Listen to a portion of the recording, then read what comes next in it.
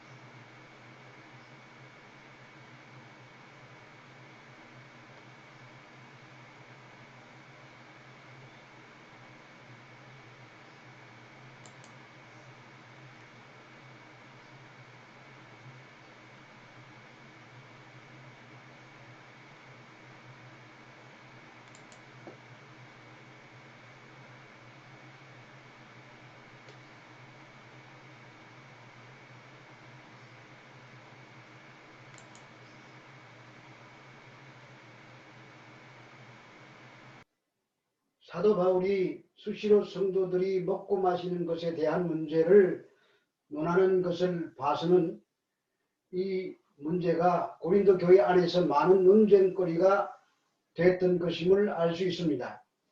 구약시대에 살았던 이스라엘 백성들은 할례를 받고 모세가 전하여 준 율법을 지키며 살아야 했습니다. 하지만 예수 그리스도가 이 땅에 오심으로 모든 것이 달라졌습니다. 율법을 알지 못했던 이방인들까지 하나님을 믿고 구원을 받게 됐고 율법이 아닌 성령의 법 아래서 자유가 주어졌습니다. 그런데 문제는 그 자유를 어떻게 사용해야 할 것인가 하는 것이 문제였었습니다. 왜냐하면 자유라는 것은 거기에 상응하는 책임이 따라야 하기 때문입니다. 자유라고 해서 모든 것을 해도 된다고만 한다면 너무도 질서 없는 세상이 될 것입니다. 우상의 재물을 먹어야 하는지 말아야 하는지에 대해서 8장에서 시작하여 오늘 본문에서 결론을 내리고 있습니다. 지금까지 문제의 핵심은 우상의 재물을 먹고 아니 먹고 만의 문제를 통하여 모든 일과 행위에 있어서 해야 할지 말아야 할지에 대해서 그 기준을 어디에 두는가의 문제를 말하고 있습니다. 참 어렵습니다. 통상적으로 성령의 인도를 따라 살면 된다고 말할 수 있습니다. 그런데 성령의 인도를 따라 사는 것이 무엇이냐고 물으면 또 복잡해집니다. 그래서 바울은 본문에서 그 기준을 제시하고 있습니다. 고린도전서 10장 23절에서 24절 말씀입니다. 모든 것이 가하나 모든 것이 유익한 것이 아니요 모든 것이 가하나 모든 것이 덕을 세우는 것은 아니니 누구든지 자기의 유익을 구하지 말고 남의 유익을 구하라. 모든 것이 다 자유입니다. 그러나 모든 것이 덕을 세우는 것은 아닙니다. 나는 자유라고 내가 편한 대로 하였는데 그것이 덕을 세우지 못한다면 나의 지식으로 교만하게 행한 것이지 사랑으로 행한 것이 아니라는 것입니다. 그러므로 자기의 유익을 구하지 말고 남의 유익을 구하라고 합니다. 사랑은 자기의 유익을 구하지 아니하는 것입니다. 그리고 본문은 개인적인 차원의 자유보다는 교회 공동체의 유익을 위한 자유의 개념에 초점을 맞추고 있습니다. 바울은 이미 8장에서 우상에게 드려진 제물을 먹는 것은 그 자체만으로는 아무것도 아니지만 그러한 개인적인 자유가 교회 공동체에 해악을 끼치게 될 때 그것은 제약을 받을 밖에 없다고 하였습니다. 그래서 설교자는 절제된 자유라는 표현을 사용했었습니다. 바울은 본절에서 두 가지를 기준하여 제시하여 그리스도인의 자유는 분명한 원칙 가운데 시행되는 것임을 보여줍니다. 첫째는 유익한 것입니다. 이것이 헬라어 심페레이는 개인의 개인적인 영적인 유익을 말하는 것으로 이익이 되는 것이라고 번역할 수 있습니다. 둘째로 덕을 세우는 것입니다.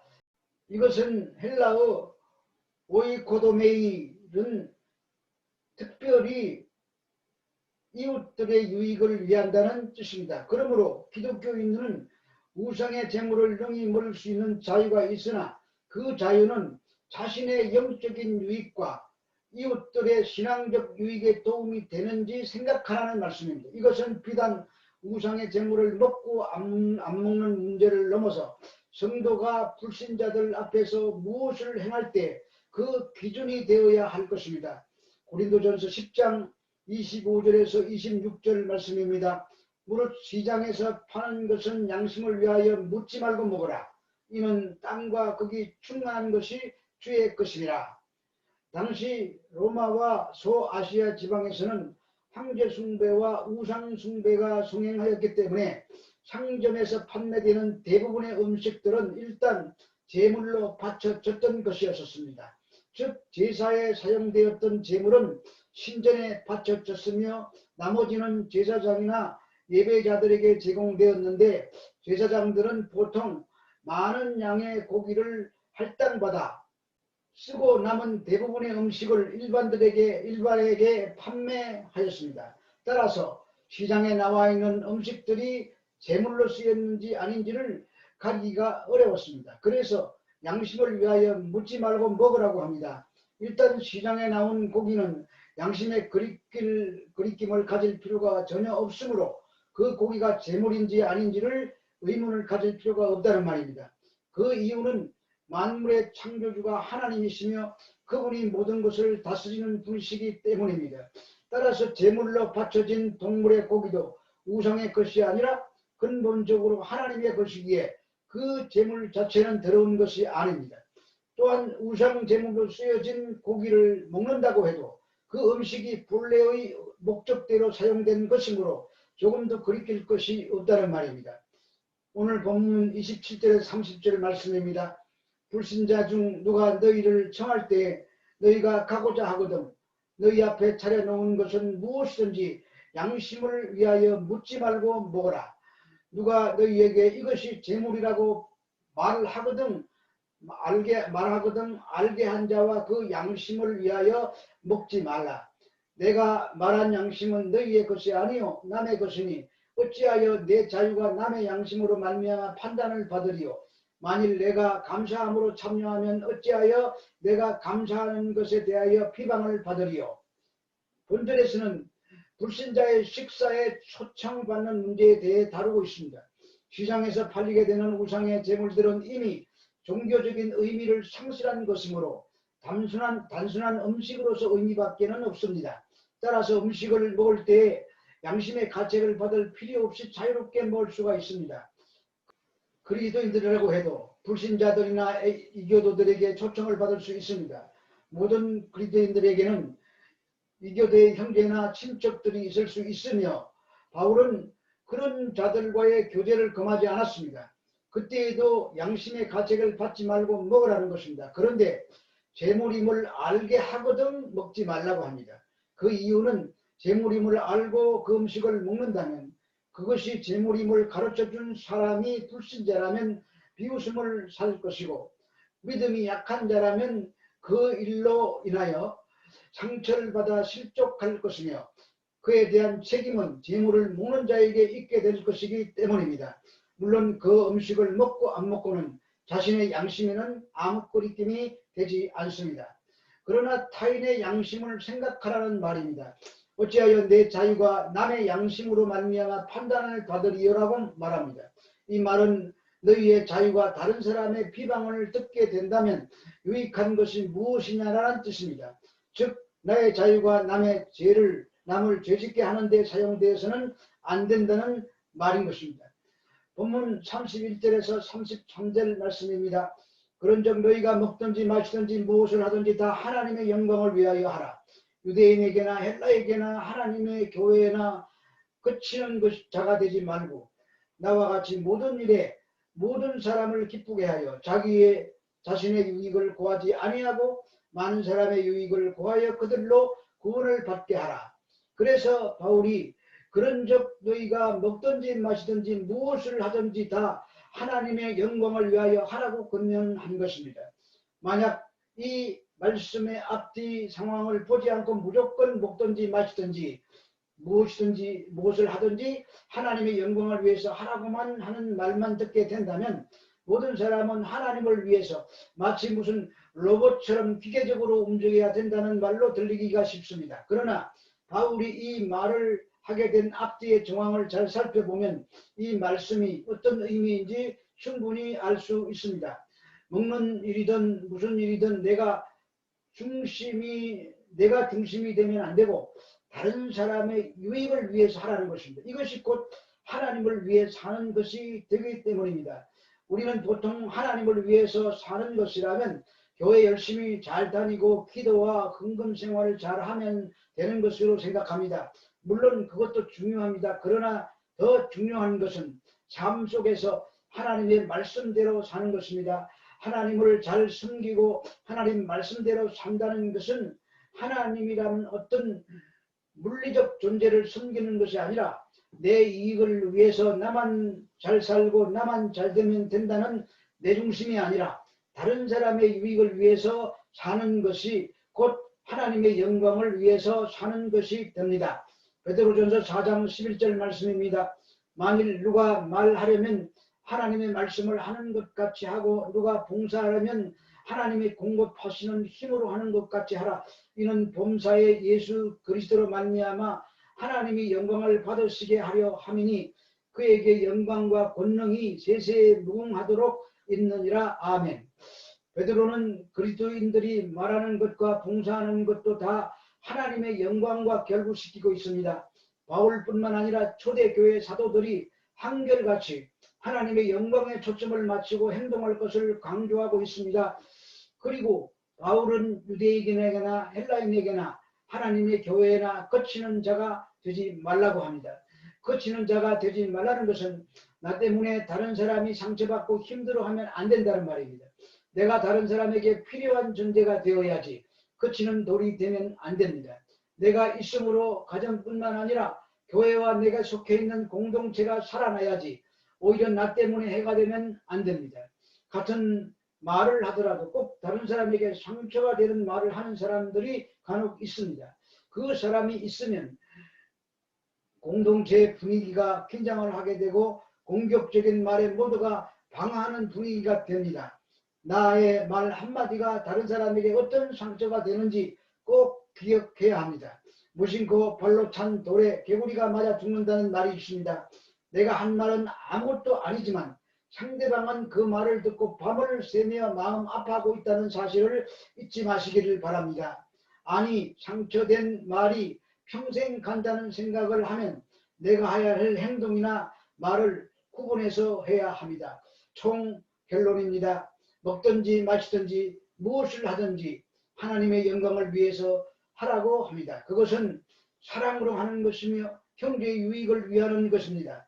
그리고 먹고 마시는 문제만 아니라 교회의 봉사든 가정생활이든 사회생활이든 자기의 유익을 구하지 말고 다른 사람의 유익을 구하려고 하는 것이 하나님께 영광인 것입니다. 유대인에게나 헬라인에게서 하나님의 교회에서나 거치는 자가 되지 말라고 합니다. 거치는 자란 결국 자기의 유익을 구하기에 나오는 말입니다. 나와 같이 모든 사람의 유익을 구하여 그들로 구원을 얻게 하라고 하는 것입니다. 바울이 우상숭배를 통해서 전해지고자 하는 핵심적인 메시지가 바로 여기에 있습니다. 아무리 많이 알고 있는 지식이 있다고 할지라도 그것이 남에게 도움이 되지 않으면 안 된다는 말입니다. 자신이 가지고 있는 지식이나 경험을 사용하는 것은 그 사람의 자유이며 권리입니다. 얼마든지 상식선에서 사용할 수가 있습니다.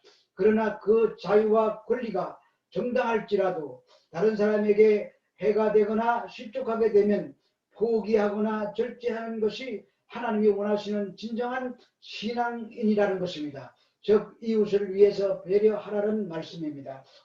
우상이란 이렇게 다른 사람보다는 모든 것이 내 중심으로 생각하고 내 중심으로 살아가는 것을 말합니다. 자기 자신을 위해서 살아가기 때문에 당연히 하나님 중심일 리가 없습니다.